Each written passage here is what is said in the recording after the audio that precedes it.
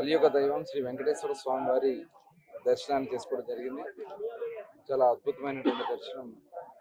మరి యొక్క స్వామివారి యొక్క ఆశీర్వాదాలు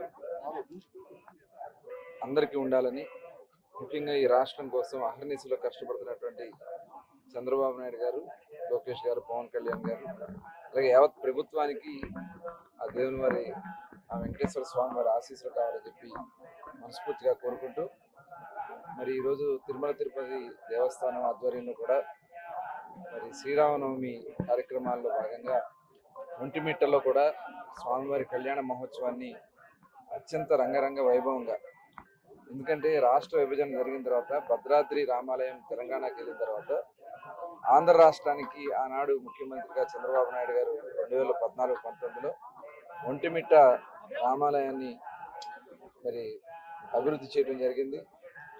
రాష్ట్ర కార్యక్రమంగా అక్కడే కండక్ట్ చేయడం జరుగుతోంది. కానీ గత 5 సంవత్సరాలు చాలా నామమాత్రంగా పట్టించుకునే విధంగా జరిగినటువంటి పరిస్థితి ఉంది.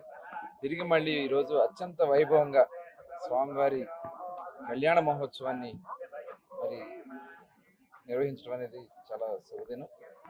మరి దానికి ప్రభుత్వాన్ని, అలాగే కార్యక్రమం నడిపిస్తున్న టీటీడీ, అలాగే అందరికి కూడా ప్రత్యేకంగా ధన్యవాదాలు.